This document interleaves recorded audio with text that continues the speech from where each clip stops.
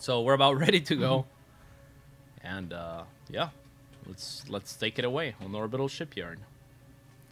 Players say ready whenever, says Destiny. Ready always. Mom spaghetti. Mom spaghetti. What do you think about this matchup?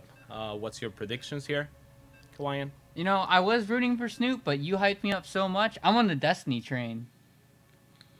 And I don't know a thing about ZVZ, so I'm going to look to your expertise, Godfather of StarCraft.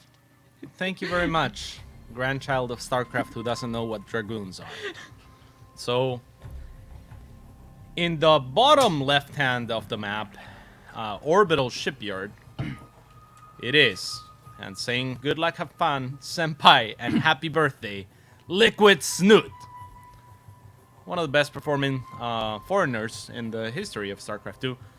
And in the top right hand side, the best performing Zerg foreigner in the entire scene. Happy birthday to him. It is Destiny. Stephen Bonnell II, father of Nathan Bonnell I. What a match this is going to be. Now, this map is pretty interesting for CVC, actually, Taylor, because... Oh, wow. Snute with a very early gas and a pool. You see, I don't like this at all. And I'll explain why. On this particular map, going for an early pool is going to be far more inefficient than going for an early pool on pretty much any other map. Why the is reason that? for... Yeah, I was about to... I'm trying to no, add it's to cool. it. No, I love it. I love it. So the reason for that, of course, is that the rush distance on this map is extremely far, and the natural base is not a liability. That is, of course, because normally the natural base is the first place that you arrive with your Zerglings, and it's an option to take it down if you are not able to, or if you decide that that's what you can do.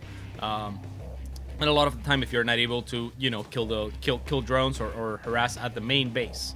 So, again, a very hard map. So, what are good things about this map for an early pool?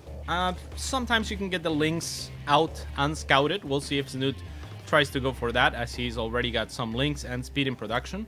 Luckily for Snute, Destiny did open with a very quick gas, which may not come into play in time to defend for the early pool. However, if Destiny is able to... And actually, Snute is going for a very early hatchery, so he's not really committing to this. He is getting a Baneling Nest, but nothing more besides that. So, really, I think he's just underestimating Destiny a little bit. He's basically going for an extremely safe build on a map where I don't feel you need to be safe, simply because if you know, if you're a good player and if you see what's coming from your opponent, you should be able to pretty much defend everything. Also, there's only one ramp leading up to both of the main and the natural base, so early aggression is easy to deal with. So we see here, Snute wasn't committing to this ever. He was just trying to Force a reaction? More than force a reaction, I think he was just trying to be safe.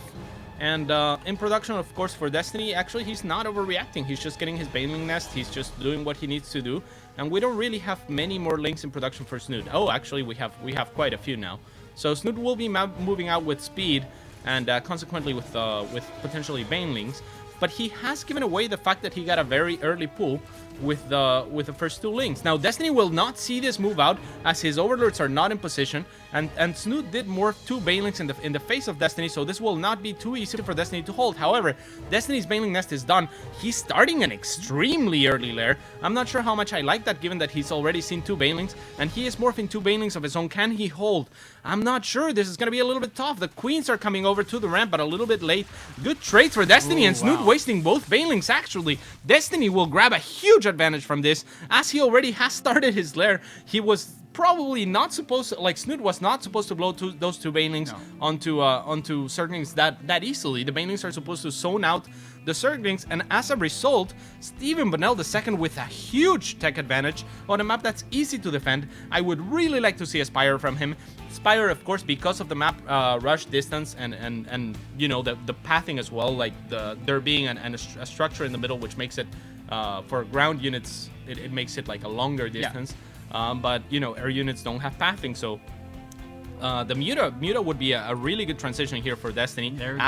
He starts to Spire a little bit late, but you know, he is in a fantastic position right now. Now he has a few additional links or extra links that he made for the attack of Snute that he easily thwarted. And oh no, senpai!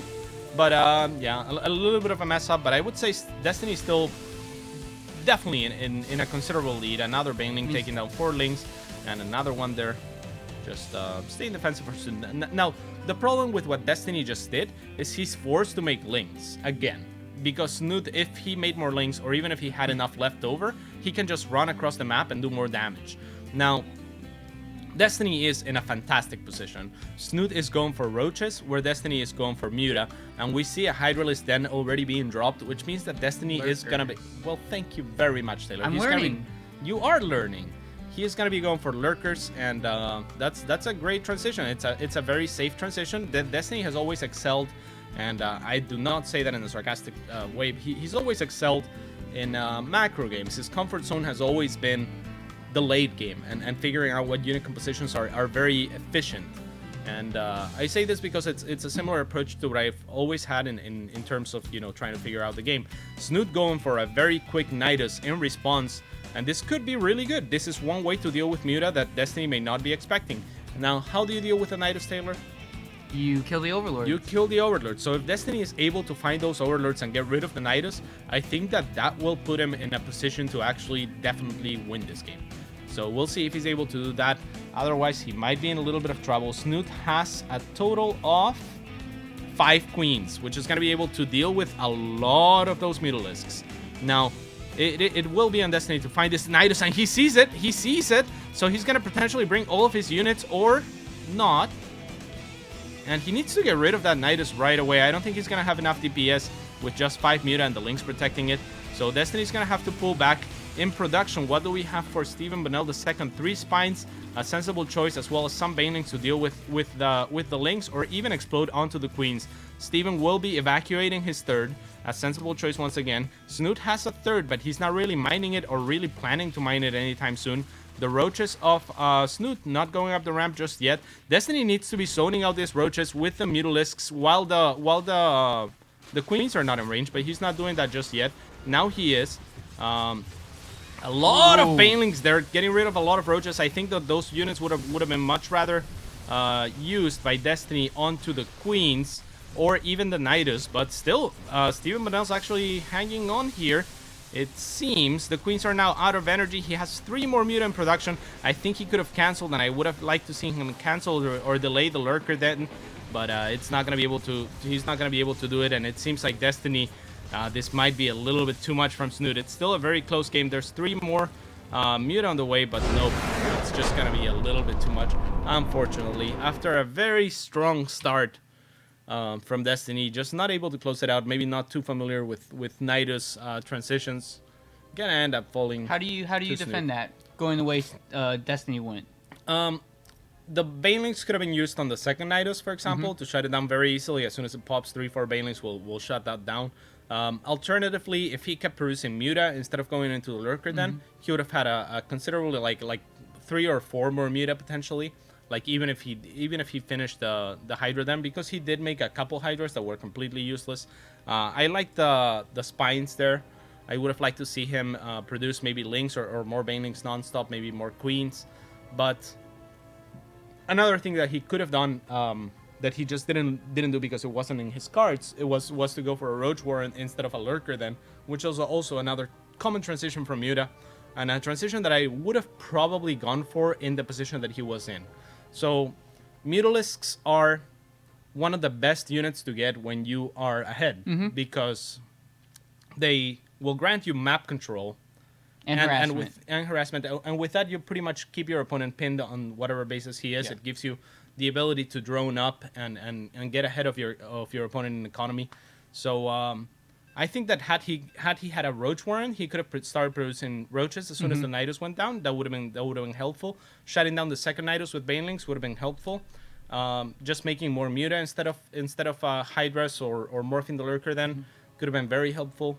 So a few things that Destiny could have done differently. He didn't scout it though. Like he scouted when it was already popping out. So at that point, you're pretty much panic killing mode. the Overlords would have been great. So a few things that could have been better for Destiny. But I'm sure when he watches the VODs or watches the replay himself and analyzes what he could have done better, he will learn from this game and he will be a better player for it. So yeah. all in all, I would say a pretty close game. A good defense by Destiny early on there. Again, the early pull from Snute didn't do much, and I don't think that it pretty much ever should on that map. So, again, I didn't particularly like Snute's strategic choice to open the game. But having said that, it was one of the safest things that he could do. And when you're playing someone that you consider, you know, worse than you, Yeah. or like when You you're, don't want to die to something dumb. yeah, exactly. So perhaps just being extra cautious against Destiny, and you know can't blame him for that. I mean, Yeah. it worked. He had a plan of attack where maybe I kill you with the early pull, maybe I kill you with the follow up, maybe I can stabilize after anyway. You know, so Snute relying on basically a 3-step program towards success, right? Like if all 3 fails, then he's dead. Yeah. But you know, he got him on the second wave, and shit happens. But yeah, I mean, we'll see what happens here. Senpai with slightly faster gas than Snute, almost insignificant. So when the gas is this close, you can see that there's like 14, 16 gas difference. Then that means that neither player is really gonna have a timing where he's gonna have speed and banelings, and his Because by the opponent time won't. you go on the other side of the map, Yeah. that gas already accumulates and Exactly. So unless one player is overconfident enough to just have links out on the map and have much less links than his opponent, then it should be fine for both players. If anything, I would say that Snute with a slight lead for taking the gas slightly later, because that's going to allow him to develop his economy just a tiny bit more. To further on that same line of thought, basically, if you delay your gas, you have more minerals, and more minerals is what makes more drones, because drones only cost minerals. So your economy can be much better if you know the longer you delay the gas, which is why gasless style was popular in Hurdle Storm. Not as popular here because you start with more drones and you're able to do a little the bit more economy faster boost, with yeah, that. it just accelerates. But so far, just mirror on build orders. So I would assume that like defender's advantage is going to be key, and no one's going to really want to push out unless they think they have the timing or the advantage. Sure. But Snute pushing out the queens, I'm pretty sure he's actually going for an Evo chamber, so possibly plus or Carapace, right? There's a couple of options here. He could go for a +1 attack on the roaches, or he could go +1 Carapace, or even +1 melee on the links. +1 melee, a lot less common, and a build that I really like against gasless, for example, not so much against not gasless. So he is going for the Carapace. What does this mean? He's predicting that Destiny might go for Muta again. +1 Carapace is gonna allow your Zerglings to win on the ground against your opponent's Zerglings. As we say this, Destiny moving with a decent number of links, and he's already taken to a very quick lair, so it looks like Muta are in the cards for him. Snute morphin 2 banelings. I'm not sure if that's going to be enough to defend his third in time. I don't think it will if We might Destiny get caught chooses. Oh, Okay, Destiny not being greedy there, just going for the hatchery. That's the right call. He will get a cancel here. So a decent start for Destiny here, because he wants to keep the economy of Snute down. And wow, what a run by Destiny, identifying that the 2 banelings were out. He's gonna be able to get inside and trade. Just trade, dog. Okay, he goes for drones, and yeah, maybe not the best decision. Kills a drone. I think that he had more links than Snute there, so he could have taken an efficient trade and then maybe kill a couple drones or. well, he force does have the banelings onto Spire his on the links. way. Yeah, but that's the thing, right? Because the Spire is on the way, and he wants to save up money for the Mutalisks. You don't want to be investing into links. Yeah, you want to be investing into drones. So if you can get rid of your opponent's links, then I think that's a small victory there for him. Now, Snute, do you try to do the Nidus play Oh again? damn! Look at this.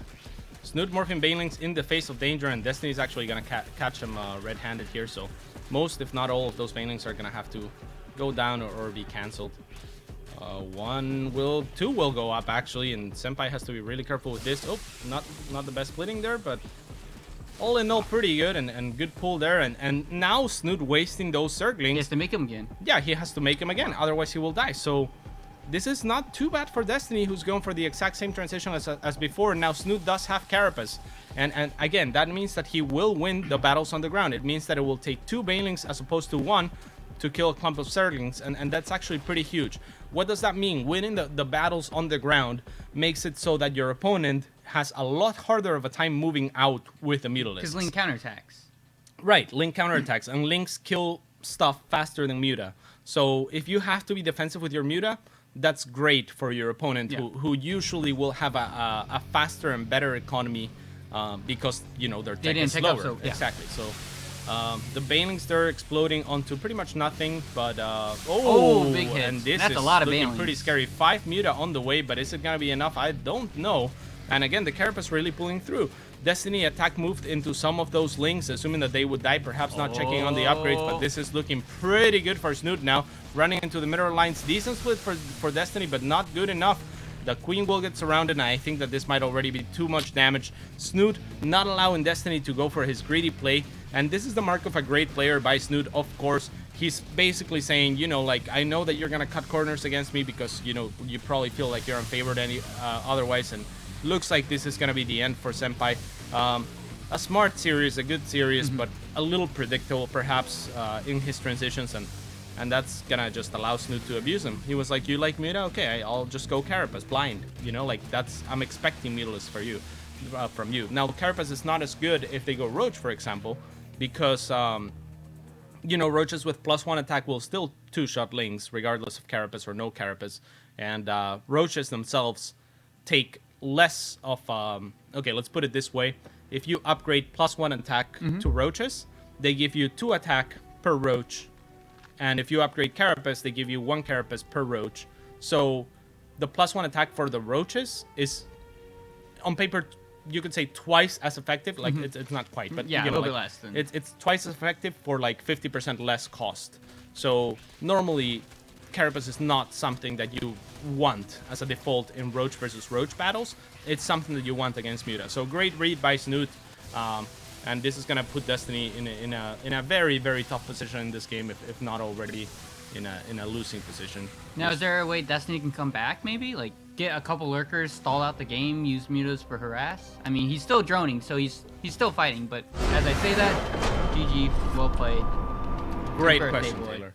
Birthday boy is gonna have to rip the dream. Rip the dream. But what a run he had in this tournament, beating Huck 2-0 and putting up a great game 1, I would say, against Snute. So happy birthday to him. And hopefully he had the biggest upset, right? He had the biggest upset in the tournament, without a doubt. Happy birthday. Happy birthday.